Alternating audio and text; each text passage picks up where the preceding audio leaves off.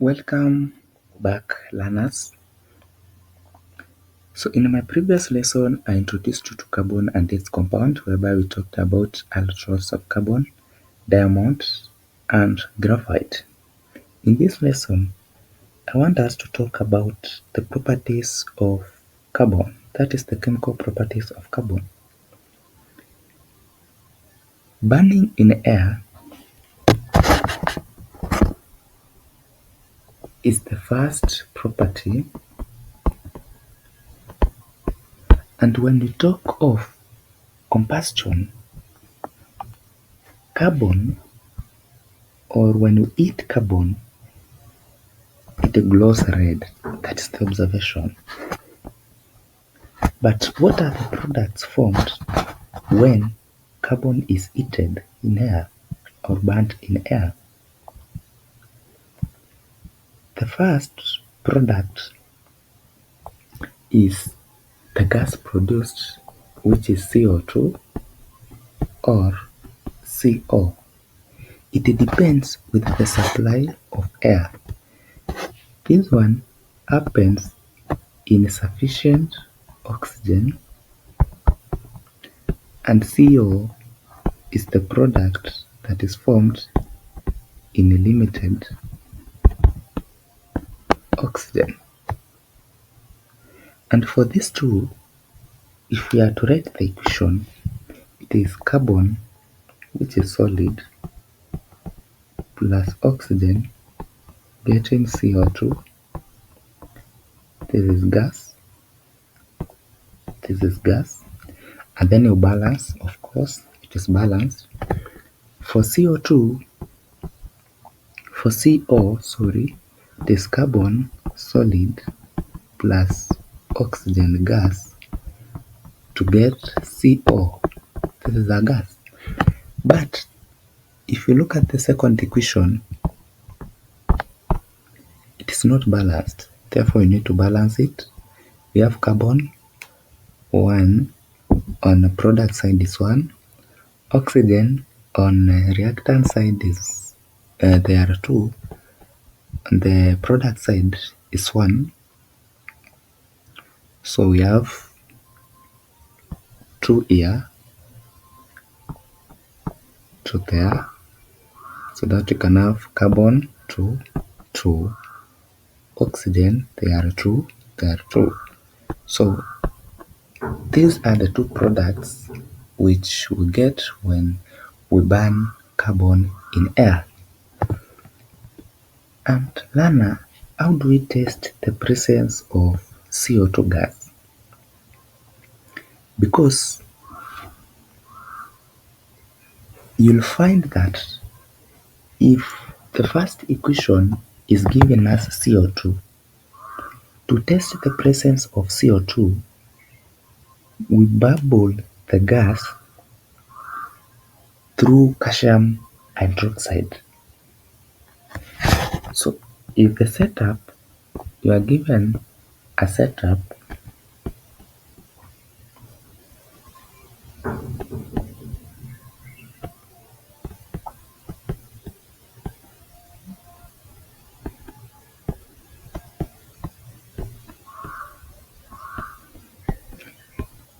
and when you are drawing, learner, make sure that this delivery tube here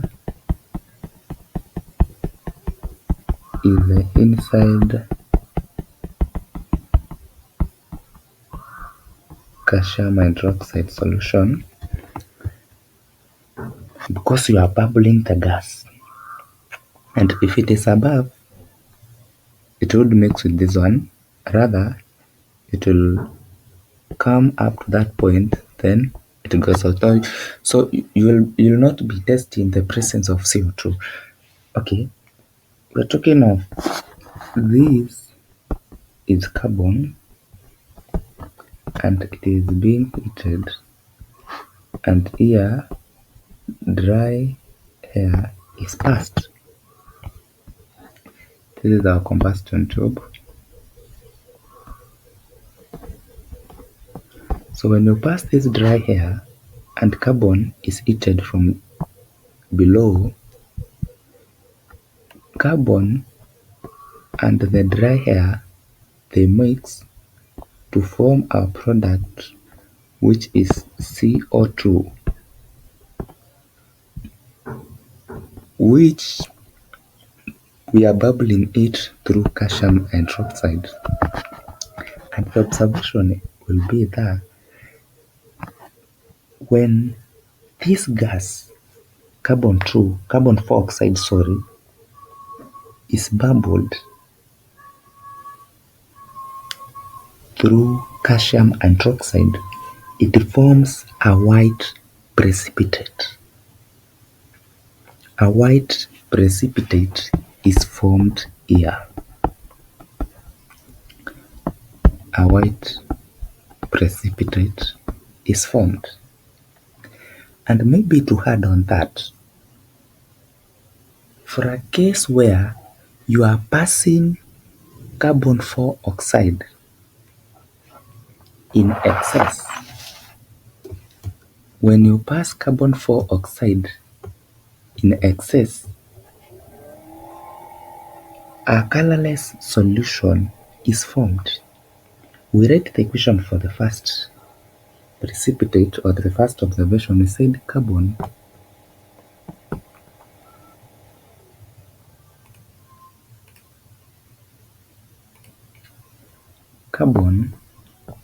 plus oxygen, they give us CO2.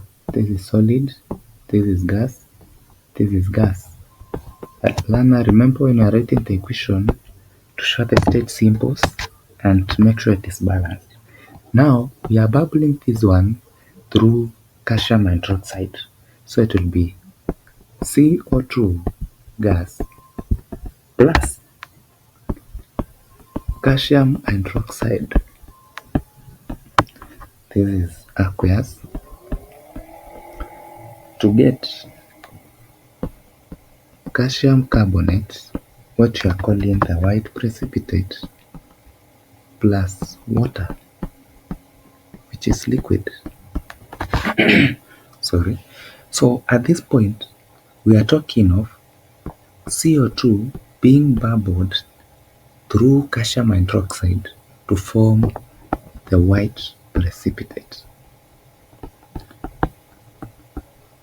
But when we are talking of you bubble excess of CO2 to form a colorless solution, when it is CO2 in excess,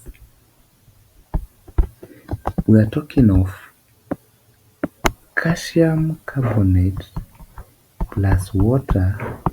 Now this one, the compound formed here, plus CO2 to get calcium hydrogen carbonate as our product. This one, it is the colorless solution. At this point, this is solid, this is liquid, this is gas. And then you confirm if it is balanced. You have calcium, water, for hydrogen there are 2, for oxygen there are 6, for carbon there are 2. It is balanced. That is the product when CO2 is passed or bubbled in excess. We talk of reducing property of carbon. You see, when we talk of reducing property of carbon, we are talking of carbon acting as a reducing agent. So reducing property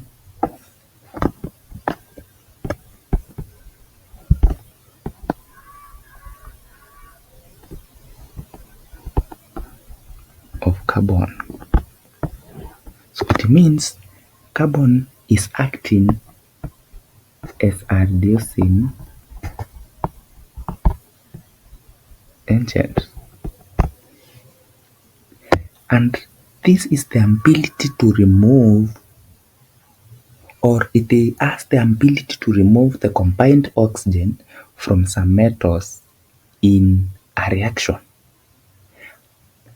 Note that it is some metals, not all metals. And if it is some metals, it means it can only reduce or remove combined oxygen from a metal below it in the reactivity series. So remember, in the reactivity series, we have carbon, and then from carbon we have zinc, we have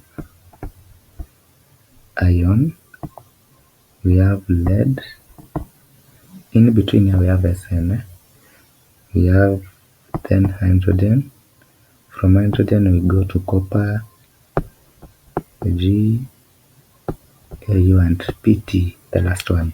So carbon can only reduce these metals below it.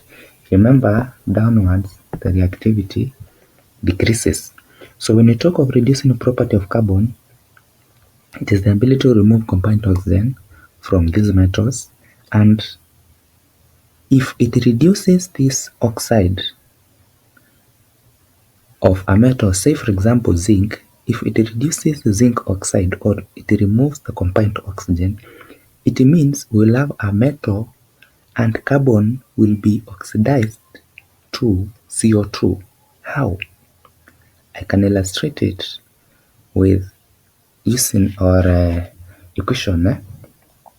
If we are talking of zinc oxide solid plus carbon solid being reduced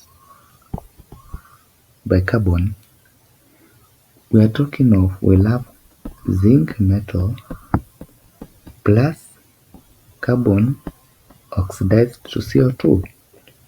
Then we balance zinc, CO2, so here we should have 2 and here 2 because of oxygen. We want to balance the number of oxygen. So in short, when you have a metal oxide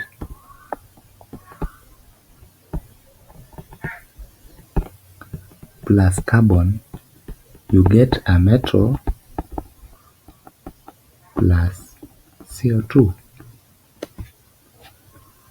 This is the general equation that should guide you. The reducing property of carbon. We can do the last equation about maybe lead oxide. Lead oxide plus carbon, what do you get? Please pause the video and try.